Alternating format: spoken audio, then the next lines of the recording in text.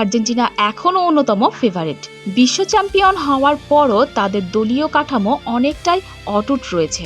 বড় ম্যাচ খেলার অভিজ্ঞতা, মাঝ মাঠের নিয়ন্ত্রণ এবং মানসিক দৃঢ়তা তাদের সবচেয়ে বড় শক্তি।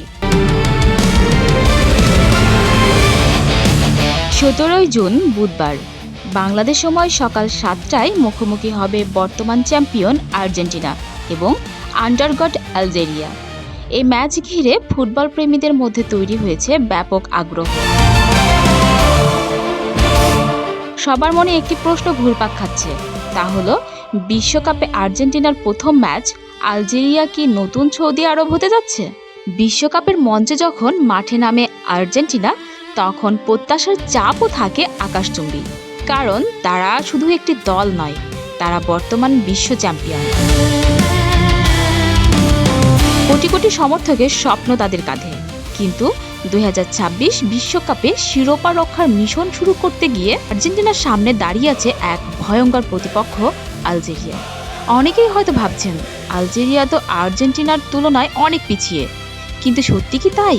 যদি সাম্প্রতিক পারফরম্যান্স দেখা যায় তাহলে বোঝা যাবে এই আলজেরিয়া আর আগের সেই আলজেরিয়া নয়।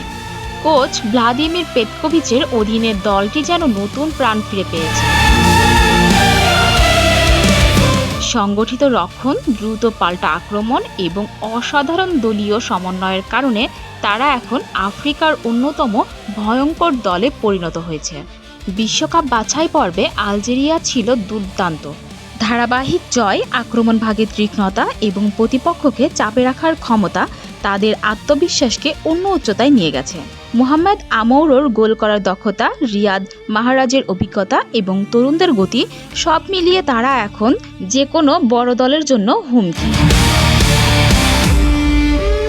অন্যদিকে আর্জেন্টিনা এখনও অন্যতম ফেভারিট। বিশ্ব চ্যাম্পিয়ন হওয়ার পরও তাদের দলীয় কাঠামো অনেকটাই অটুট রয়েছে। বড় ম্যাচ খেলার অভিজ্ঞতা, মাঝ মাঠের নিয়ন্ত্রণ এবং মানসিক দৃঢ়তা তাদের সবচেয়ে বড় শক্তি। আর্জেন্টিনার মিডফিল্ডের সবচেয়ে বড় বৈশিষ্ট্য হলো ম্যাচের গতি নিয়ন্ত্রণ করা। তারা প্রতিপক্ষকে দীর্ঘ সময় বলের পেছনে দৌড় করাতে পারে, আর বড় মঞ্চের চাপ সামলালে জয়ের পথ খুঁজে নেওয়ার ক্ষমতা তারা গত কয়েক বছরে বহুবার দেখিয়েছে। তবে দুর্বলতাও আছে। বিশ্বকাপের প্রথম ম্যাচ মানেই কিছুটা স্নায়ুচাপ। অনেক সময় অতিরিক্ত আত্মবিশ্বাসও বিপদের কারণ হয়ে দাঁড়ায়। আর ফুলব্যাকরা আক্রমণের বেশি উঠে গেলে পেছনে ফাঁকা জায়গা তৈরি হয়, যেটা আলজেরিয়ার মতো দ্রুতগতির দল খুব ভালোভাবেই কাজে লাগাতে পারে। এখানেই লুকিয়ে আছে এই ম্যাচের সবচেয়ে বড় রহস্য। আর্জেন্টিনা কি শুরু থেকেই নিজেদের আধিপত্য প্রতিষ্ঠা করতে পারবে, নাকি আলজেরিয়া ধৈর্য ধরে অপেক্ষা করবে, তারপর হঠাৎ বজ্রপাতের মতো পাল্টা আক্রমণের বিশ্ব চ্যাম্পিয়নদের স্তব্ধ করে দেবে? ফুটবল ইতিহাস বলেছে বিশ্বকাপের প্রথম ম্যাচে চমক নতুন কিছু নয়। 2022 সালের সৌদি আরবের বিপক্ষে আর্জেন্টিনার পরাজয় এখনও ফুটবল প্রেমীদের স্মৃতিতে তাজা। সেই হারই শেষ পর্যন্ত তাদের জাগিয়ে তুলেছিল। কিন্তু এবার কি আবারও একই ধরনের বিপদের মুখোমুখি হতে পারে আলবিসেলেস্তারা? তাহলে কার জয়ের সম্ভাবনা বেশি? কাগজে কলমে আর্জেন্টিনা এখনও এগিয়ে। বিশ্ব চ্যাম্পিয়নদের জয়ের সম্ভাবনা প্রায় 60 থেকে 65%। ড্র হওয়ার সম্ভাবনা 20 থেকে 25%। আর আলজেরিয়ার জয়ের সম্ভাবনা 15 থেকে 20%। সংখ্যা হয়তো আর্জেন্টিনার পক্ষেই কথা বলেছে, কিন্তু ফুটবল শুধু পরিসংখ্যানের খেলা নয়, এটি আবেগের খেলা, সাহসের খেলা আর সুযোগকে কাজে লাগানোর খেলা।